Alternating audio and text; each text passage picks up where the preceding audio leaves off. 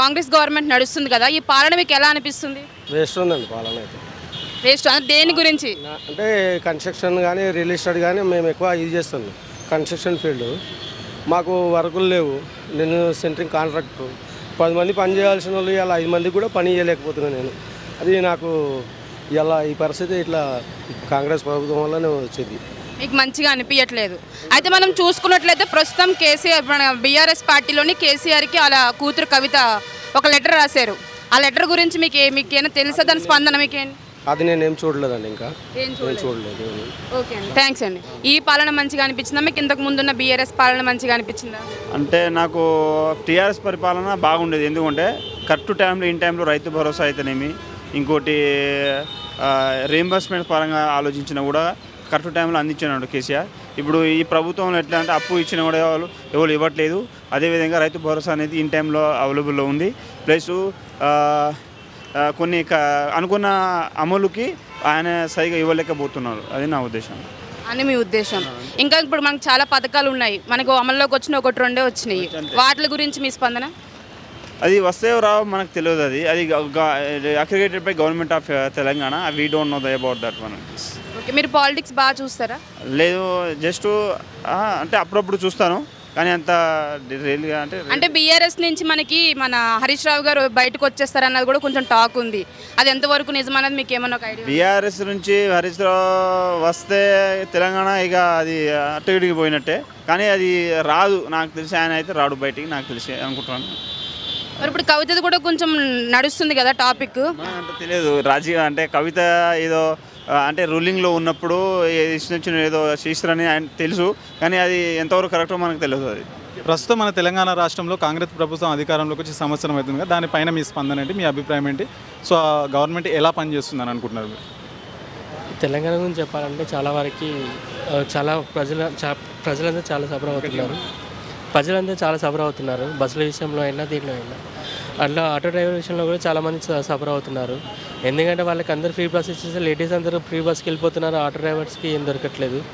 అలానే బస్సెస్ అనేది అవైలబిలిటీగా ఇన్ టైంలో ఏం ఉండట్లేదు. ఎందుకంటే నేను రీసెంట్గా వెళ్ళాను, ఒక బస్ కోసం వెయిట్ చేస్తా అంటే కనీసం 2 hours 3 hours పడుతుంది. సో ఆ విధంగా చాలా వరకు ప్రజలకి కష్టాలు అవుతున్నారు. అదేవిధంగా ఎలక్ట్రిసిటీలో కూడా చాలా వరకు ప్రాబ్లం ఉంది. 1-2 hours అనేది కట్ అవుతుంది. అసలు వర్క్ ఫ్రమ్ హోమ్ చేసే జాబర్స్ కూడా చాలా కష్టపడుతున్నారు. ప్రభుత్వం ఏం చెప్తుందంటే ఈ పథకం వల్ల చాలామంది మహిళలకు ఉపయోగపడుతున్నది, చాలా వరకు వాళ్ళు బెనిఫిట్ పొందుతున్నారు అంటున్నారు కదా, దాని గురించి ఏం చెప్తారు? ఏ విషయం అండి? అదే మహిళలు ఫ్రీలో బస్సు ఉచితంగా ప్రయాణిస్తున్నారు కదా, దానివల్ల మహిళలకు మంచి జరుగుతుంది తప్ప ఎలాంటి అది జరుగుతలేదని అంటున్నారు కదా, దాని గురించి. పథకాలన్నా అసలు పెట్టకూడదండి. ఫ్రీ పథకాలు పెట్టడం వల్ల ఏం యూజ్ ఉంటుంది చెప్పండి? ఆర్టీసీకి లాస్ అవుతుంది, అది గవర్నమెంటే పే చేస్తుంది కదా. ఎడి చేసి మనమే జిఎస్టీ మనల్ని కలెక్ట్ చేసి మన దగ్గర కలెక్ట్ చేస్తారు. అన్నీ ఫ్రీ ఇచ్చేసి మనం ఏం చేస్తాం? మన దగ్గర ఉండే అన్ని పప్పులైనా ఉప్పులైనా దీంట్లో అయినా మనకి బటన్ అవుతుంది. సో అలా ఫ్రీ ఇవ్వడమే దేనికోసం? ఎందుకోసం? అసలు ఇవ్వడం అవసరం లేదు కదా. వాళ్ళు వెళ్తున్నారు. ఇప్పుడు అంతకుముందుకి మహిళలు బస్సులో వెళ్ళాలంటే చాలా రేర్గా వెళ్ళేవారు. ఇప్పుడు కనీసం బస్సులో ఒక 80% మహిళలు ఉంటే ఇప్పుడు 20% జెంట్స్ ఉంటున్నారు. గతంలో 2 సార్లు బీఆర్ఎస్ ప్రభుత్వం అధికారం చేపట్టింది కదా, దాని గురించి ఏం చెప్తారు? అది బాగుందా, ఇది బాగుందా?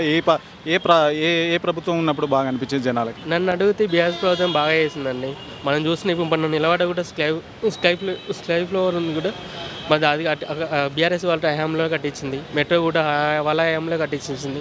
మనకు రాయదుర్గం కేబుల్ బ్రిడ్జ్ చాలా వరకు ఉన్నాయి. మన డెవలప్మెంట్ చూస్తుంటే కనబడుతుంది. మనకు 10 years బ్యాక్ ఎలా ఉంది, ఇప్పుడు ఎలా ఉంది అని చెప్పేసి ఆటోమేటిక్గా మనకు తెలుస్తూనే ఉంది కదా. అది కొత్తగా ఏమన్నా చెప్పిన అవసరం లేదు, చూస్తున్నాం. మొన్న రీసెంట్గా మిస్ వరల్డ్స్ అందరూ వచ్చారు. వచ్చినప్పుడు ఎక్కడ తీసుకెళ్లారు? అన్ని డెవలప్మెంట్ ఉన్న దగ్గరికే తీసుకెళ్లాడుగా. యాదాద్రి ఎంత డెవలప్ చేశారు, అంతకుముందుకు ఎలా ఉంది? కాంగ్రెస్ ప్రభుత్వం అధికారంలో ఉంది కదా, సో దాని గురించి మీరు ఏమనుకుంటున్నారో, ఎలా సాగుతుంది పరిపాలన మామూలుగా జరుగుతుంది. ఇప్పుడు తెలంగాణ ప్రభుత్వం అయితే కేసీఆర్ చేసింది దాని కొంచెం తేడా కనపడుతుంది. అది దాని అంటే కేసీఆర్ కొన్ని మంచి పని చేసిండు, రేవంత్ రెడ్డి నుంచి ఏం చేయలేదు ఇంతవరకు. అయితే ఏం చేసింది ఏం లేదు. అంటే కాంగ్రెస్ గవర్నమెంట్ కూడా పథకాలు ఇస్తున్నాయి కదా, సంక్షేమ పథకాలు, మహిళలకు ఫ్రీ బస్ అని అవి ఇస్తున్నాయి కదా, దాని గురించి అని చెప్పి. ఒకటే ఉంది, ఫ్రీ బస్ ఒకటే ఉంది. మీద ఏం అమలు అయితే ఏం లేదు. పబ్లిక్ అంతా మొత్తం ఏడుస్తూ ఉన్నారు, ఎక్కడ ఏం జరుగుతలేవు అన్నట్టు. అవి హైదరాబాద్ అన్ని గుళ్ళగొట్టింది కదా, అవి అవసరమా రేవంత్ రెడ్డికి? ఇవన్నీ అవసరం లేని ఇప్పుడు గరీబ్ వాళ్ళు ఎక్కడ ఉంటారు అవన్నీ గొలగొట్టిండు కదా. సో అవి ఇల్లీగల్ కన్స్ట్రక్షన్స్ అని కూలగొడుతున్నారు కదా. ఇల్లీగల్ కన్స్ట్రక్షన్ అంటే ముందు ఆయన ఎట్లా పర్మిషన్ ఇచ్చింది మళ్ళీ కేసీఆర్ ఎట్లా ఇచ్చిన పర్మిషన్ అవి దాని దిక్కెళ్ళి ఇప్పుడు వాళ్ళకు నువ్వు ఏదైనా చూపించానో అవి చేస్తే అయిపోతుండే కదా. ఇప్పుడు రోడ్డు మీద వాళ్ళు ఎక్కడ బతకాలి ఏం చేయాలి రేవంత్ రెడ్డి వచ్చి ఏం పద. సో గతంలో 2 సార్లు బీఆర్ఎస్ ప్రభుత్వం అయితే పరిపాలించింది కదా, దాని గురించి ఏమైనా చెప్తారా? అదే ఎలా ఉంది పరిపాలన అని? అది బాగానే ఉంది, అది ప్రజలకైతే అప్పుడు బాగానే చేసిండు, మంచిగానే ఉంది అప్పుడు. ఇప్పుడు ఈయన వచ్చి నుంచి ఆయన చేసే కొంచెం పబ్లిక్ చాలా నష్టమైంది. ఇప్పుడు ఏదో సేఫ్ చేస్తున్నాం కనబడుతుంది అంతే రేవంత్ రెడ్డి. సో ఈ ప్రభుత్వంలో మీకు ఏం కావాలని అనుకుంటున్నారు? కాంగ్రెస్ ప్రభుత్వంలో ప్రజలకు ఏ విధంగా పరిపాలన అందించాలని మీరు అనుకుంటున్నారు? ప్రజలకు అనుకూలంగా ఉంటేనే పరిపాలించినది మంచిగా అనిపిస్తుంది. లేని అని గొడవలు పెడితే ప్రజలు ఇప్పుడు ఎట్లా ఉంటారు? ఇప్పుడు ఏదో యుద్ధం చేసినట్టు ఇప్పుడు ఇక్కడ కూడా అట్లనే చేస్తుంది కదా. దాని మీద ప్రజలకైతే అనుకూలంగా ఉంటే మాత్రం ప్రభుత్వం మళ్ళీ వస్తాయి, లేకుంటే రేవంత్ రెడ్డి రాడు. మనకి ఇప్పుడు కాంగ్రెస్ పాలన ఎలా ఉన్నదన్నది చెప్పండి. అలాగే మనకి ఫ్రీ బస్ పెట్టి బస్ లేని ఫోన్ ఫ్రీ బస్ పెట్టిండు, మాకు తలక నొప్పి చేసిండు మొత్తానికి సార్. ఈ తలక నొప్పి పోతలేదు, ఏ బస్సు పోతే తన కొట్టుకుంటున్నాం ఆడవాళ్ళే జుట్టు కొట్టుకొని కింద పడుతున్నాం. ఎందుకు సార్ ఇది ఎందుకు ఇచ్చిండు సార్? ఇది అనవసరంగా ఏమైనా ఉట్టిగా ఫ్రీగా చిన్నపిల్లలకు బస్సు మా సొంతలకు లేని వాళ్ళకు కొంచెం హెల్ప్ చేస్తే అయిపో కదా. ఇది అక్కడని పెట్టిండు సార్. డ్రైవర్లు కూడా స్టాపుల దగ్గర బస్సులు ఆపట్లేదు, ముందుకు లేడు డ్రైవర్ అంతలేడు. డ్రైవర్ కొంచెం సీరియస్ అవుతుండు మా మీదనే, లేడీస్ మీద లేడీస్ మీదనే సీరియస్ ఎక్కితే అయినా దిగండి అని సీరియస్ అవుతుండు. ఇష్టం వచ్చిన మాటలు రోజు పెడుతుండు. కండక్టర్ అయితే ఇంకా ఘోరంగా చెప్పలేము. ఇంకా మరి రేవంత్ రెడ్డి గారు పెట్టిన పథకాల్లో మీద ఏదైనా రైతు బంధు కానీ ఏమన్నా మీకు అందిందా? పాపం రైతు బందే పక్కకు పడ్డారు సార్. ఇంతకుముందు ఏమో మంచిగా కేసీఆర్ సార్ ఉన్నప్పుడు మస్తు చేసిండు, కొంచెం రైతు బంధులకు మస్తు హెల్ప్ చేసిండు. ఇప్పుడు మాత్రం మస్తు లాస్ అయ్యిండ్రు. రేవంత్ రెడ్డి వచ్చిన కానించి లాస్ అయ్యిండ్రు, మొత్తానికి లాస్ అయ్యిండ్రు చాలా. Okay, thank you. Revanth Reddy పాలన అయితే చాలా బాగుంది. ఫ్రీ బస్ గురించి కాదు కానీ అన్నిటికైనా కూడా ఇంకా ప్రతి ఒక్క దానికి బస్ అనే కాదు, ఇంకా పరిపాలనను, రైతు బంధను, ఇందిరమ్మ ఇండ్లను, ఇంకా ప్రతి ఒక్క దానికైతే అన్నీ. కానీ చాలా మంది చాలా రకాలుగా విమర్శిస్తున్నారు కదా ఆయన్ని. అంటే ఈ బస్ పెట్టారు, ఆడవాళ్ళకి ఇబ్బంది అవుతుందని. అంటే ఆడవాళ్ళందరూ తెగబడిపోతే ఇబ్బంది కాకపోతే ఏమవుతుంది? ఫ్రీ బస్ అని ప్రతి ఒక్క దానికి వెళ్ళకూడదు కూడా, ఆడవాళ్ళది కూడా తప్పు కదా. అట్లా వెళ్ళడం 100 మంది ఎక్కేది 150 మంది ఎక్కుతారు, మరి ఇబ్బంది కాక ఎట్లా ఉంటుంది? అదే డబ్బులు పెట్టుకొని పొమ్మంటే ఎవరైనా పోతారా? ఫ్రీగా వస్తుంది కాబట్టి అందరు వెళ్తున్నారు. అట్లా వీళ్ళ తప్పు కదా, తనదేం తప్పు కాదు కదా. అంటే ఫ్రీ బస్ పెట్టి ఒక రకంగా మంచి చేసేసారు కానీ ఆడవాళ్ళు ఆయన్ని విమర్శిస్తున్నారు అంటున్నారు. అవును, అంతే కదా. మరి 100 మంది పోతారు, అట్లా పోకూడదు కదా. అదే ఆలోచించాలి. మనం డబ్బులు పెట్టుకొని ఎలా తిరుగుతాము, ఇప్పుడు కూడా అలానే తిరగాలని అనుకోవాలి. కానీ వీళ్ళు అట్లా అనుకోరే, ఫ్రీగా వచ్చింది కదా ఫినాయిల్ కూడా తాగేద్దాం అనుకునే క్యారెక్టర్ కదా వాళ్ళది. అట్లా ఉండకూడదు. ఎందుకైనా కొంతమంది బీద వాళ్ళకి, డబ్బులు లేని వాళ్ళకి ఇది బాగుంటుందని తన ఒక ఉద్దేశంతో పెట్టిండు. ఆయనదేం తప్పు కాదు కదా అలాంటప్పుడు. ఇక మన కవిత గారు కూడా సపరేట్గా ఒకటి పార్టీ పెడుతున్నారనే వార్తలు వస్తున్నాయి. దాని గురించి మీకు ఏమన్నా కొంచెం అవగాహన ఉందా? ఐడియా లేదండి దాని గురించి.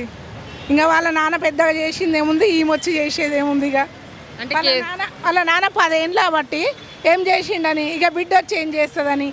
ఆమె ముందే జైలుకి పోయి వచ్చింది. ఆమెను ఎవరు యాక్సెప్ట్ చేస్తారు? నాన్న ఏం చేయడానికే యాక్సెప్ట్ చేయలేదు, బిడ్డకి ఎవరు చేస్తారు? బిడ్డకు కానీ కొడుకు కానీ ఎవరు చేస్తారు? ఎవరు చేయరే అట్లా. మరి నెక్స్ట్ సీఎం ఎవరైతారు అనుకుంటున్నారు మీరు? మీ ఒపీనియన్ ఏంటి? ఏమో ఇక నెక్స్ట్ అంటే ఇంకా మనకంత ఏం లేదు, తెలియదు. మీరు 2 పాలనలు చూసారు కదా, ఇటు బీఆర్ఎస్ కాంగ్రెస్ చూసారు కదా. సో నెక్స్ట్ మళ్ళీ బీజేపీ ఏమన్నా వస్తుంది అనుకుంటున్నారా, లేకపోతే కాంగ్రెస్ ఆరు బీఆర్ఎస్ అనుకుంటున్నారు? ఏమో ఇప్పుడు 1 ఇయర్ అయింది కదా, ఇంకా 4 సంవత్సరాలు ఉంది. ఆ తర్వాత మంచిగా ఉంటే ఇదే రావచ్చు, లేకపోతే బీజేపీయే రావచ్చు.